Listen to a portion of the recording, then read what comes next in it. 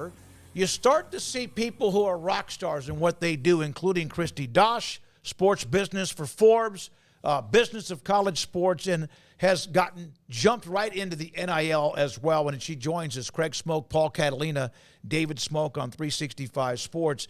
This is in your wheelhouse right now, Kristi, and how much did you learn this along the way, or how much of this just kind of was something you were ready for? Oh, I feel like I've been doing it a long time. I started reporting on name, image, and likeness back during the O'Bannon case in 2010, 2011, something like that. And we've just been adding bits and pieces to that over the years ever since. What stands out to you the most about the aftermath of NCAA or House versus NCAA? Yeah, the revenue sharing. I mean, the report started surfacing a couple of weeks before the settlement, but when this case was filed and we were initially hearing about it, you think about them settling with the former athletes who were part of the case. But the fact that this has moved to revenue sharing and that the revenue sharing numbers are so high, they're talking about 21 to 22 million per year per school to start if schools choose to opt in at that amount. That was surprising to me. That was a lot higher than I thought it would be. Kristi, when you look at the athletes and what they now have that they never had, and they are now in a position where they seem to have a bunch of leverage, and that's great. It was overdue.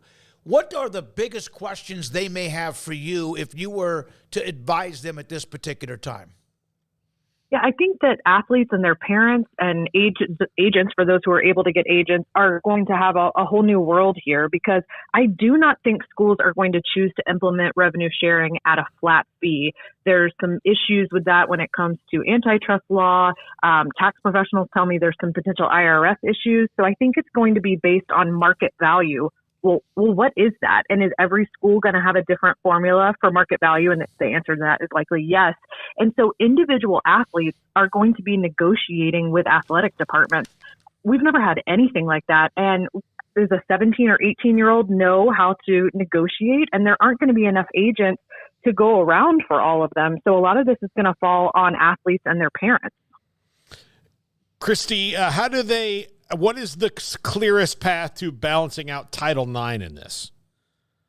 I've had this conversation with about 10 different Title IX attorneys. I've been able to talk to attorneys on both sides of the House versus NCAA case.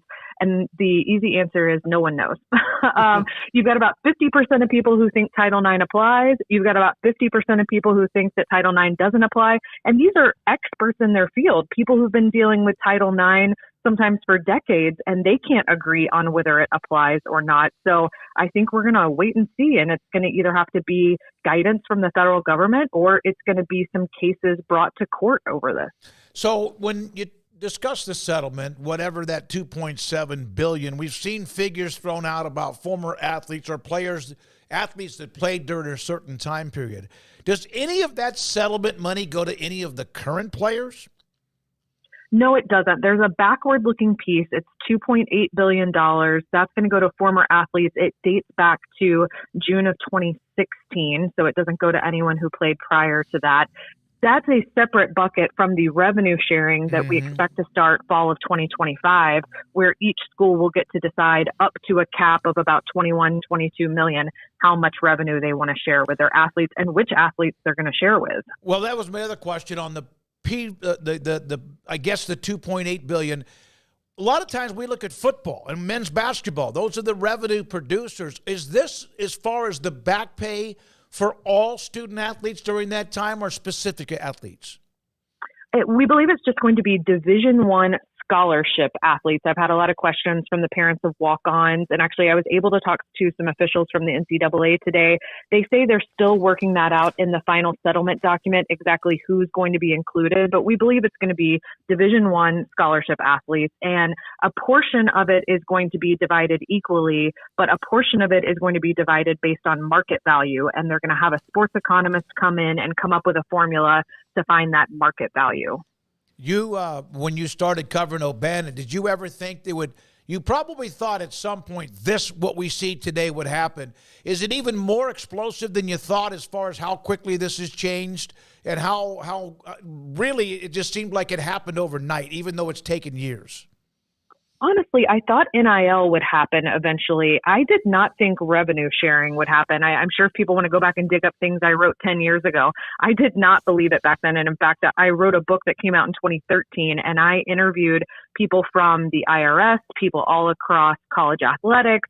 I don't think anyone believed this was going to happen, except for maybe Jeffrey Kessler and some of the attorneys that were on the plaintiff's side. They've been fighting this for decades. How does collective bargaining possibly work without a union? Because that'll take years, of unionizing and then people opting in or people not wanting to be in unions. This isn't exactly akin to a professional sports union where obviously there's a finite amount of people, but it's a larger amount of people. This is almost as many people would be like in a dock workers union or something like that. Yeah, legally speaking, you can't have what the law considers a collective bargaining agreement if athletes aren't employees. So you're not going to see collective bargaining unless and until we decide student athletes are employees, which there's already a case going on with the Dartmouth men's basketball team, where at the first level, they have been declared employees. So we'll see what happens with that. I know there's been some talk about getting some sort of federal legislation that might allow athletes to collectively bargain and not be employees, but I haven't heard that there's any real momentum for that. So Baylor has a collective. It's called GXG. In fact, they're one of the sponsors that we have for this show. They started, and they're very much involved. It appears as if that might now be a part of an athletic department at some point. I guess the question is, what are their functions going to be? The same, or will they be a part of like managing a salary cap? How will all that work in your opinion? Yeah, this is a conversation happening on campuses all over the country. I do a fair amount of consulting work, and I've already had calls this week about, okay, do we bring the collective in-house? Do we leave them out? And in fact, when I was talking to NCAA officials today, I asked a question one of the schools asked me, which was, can you take this revenue sharing money? Can you send it out to the collective and then let the collective make the decisions about who's getting how much money? They were looking for some Title IX insulation by moving the money outside of the athletic department and over to that third party. But what we're seeing more often is schools that want to perhaps retain the collective as more of a marketing agency. So they would pay a fee to the collective, and maybe it's not a collective anymore. Maybe it's a different third-party group, and pay them to serve as a marketing agency on behalf of the student athlete. So they're all trying to figure out exactly what this is going to look like. I would say the collective's function doesn't change all that much, though, Kristi, because there's still going to be schools that are going to try to bridge that gap, because if you have to share $20 million of a cap across your athletic department, obviously not all that's going to football. You talked about it earlier, negotiating market value for certain positions. Well, to just use a round number, if a market value for a quarterback is $2 million, well, you might have $750,000 of that in your budget from the revenue sharing. Well, you got to go get that other money from somewhere else, and that's probably where the collective comes in, right? Right. I agree that the collectives are going to stay around. A lot of people, when this came out last week, were like, oh, that's the end of collectives. Mm-hmm. I don't believe that at all. I think you're right. So let me ask you this, and this is just me not being like completely in tune to this. So you're a player and you live in California. You're a student athlete in California. And you're going to get NIL or revenue sharing or whatever, or even part of the back pay. Do they then have a disadvantage, schools in that state, because of the state income tax? And so what might be $6,000 in Texas or Florida may be different for a student athlete in California? Yeah, absolutely. And it gets even more complicated than that. I talked to a CPA friend the other day, and I asked her, are we looking at the jock tax here that pro athletes pay, where they pay every state they play in? Yep. And she said potentially states will have to decide how much they want to go after that. She thinks at a minimum, you're going to pay taxes in the state where your school is, if that's not your residence, and then also in the state where you're a resident. And then depending on how this revenue sharing money is classified, she thinks you could also get taxed in the state where the broadcasting revenue originates from. So let's say we're dealing with ESPN broadcast revenue, that originates from Connecticut. So she's unsure at this point how states are going to view this, but I think there's a lot of potential for athletes to be paying in multiple states. So this is going to put like enormous amount of responsibility on the student athlete and or the agent, and also even the athletic department.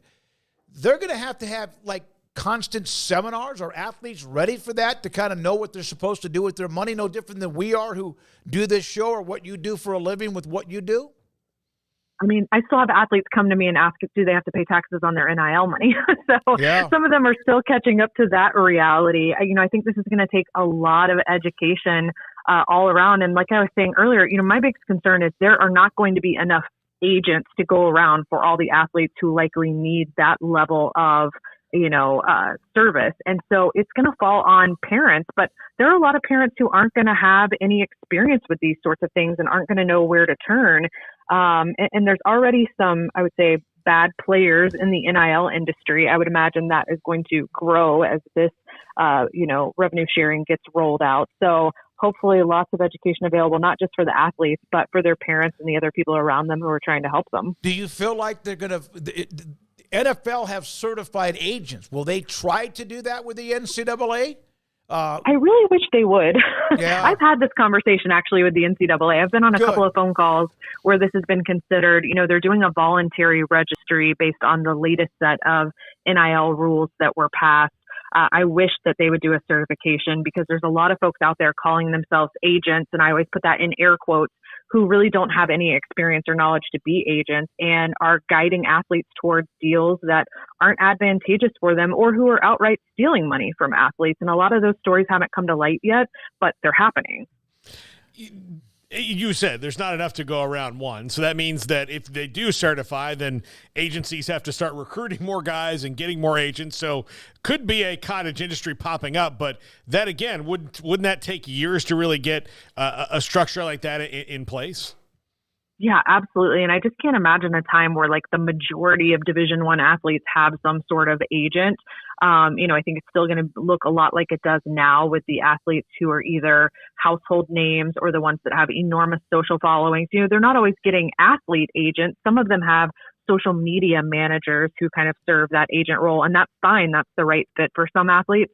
But there's tons of athletes I know right now who want someone for the NIL deals they're already doing. And some of them are making pretty decent money and can't find an agent to take them on and help them. So there's already not enough. And now we're going to add this to the mix. You're going to be at the Athletes Convention tomorrow in Charlotte. Is that right? Yeah, I'm heading to AthleteCon. It runs on Saturday. I think there's a little under 100 student athletes who are coming to that. And I'm looking forward to learning some things. There's going to be people there from Snapchat and TikTok and Facebook and Instagram. And I want to get better at my content too. Now, you got a travel schedule. Kristi, thank you so much for being a part of it and kind of helping educate us too. Because it just seemed like this has just been I hate to say flash flood, because we just had a massive storm. It's been a flash flood of information and digesting, and who knows, it might change by tomorrow, but it's great to have you on to learn a little bit more about it. Absolutely. Thanks for having me. Thank you. Kristi Dosh, again, sports business analyst for Forbes. Paul,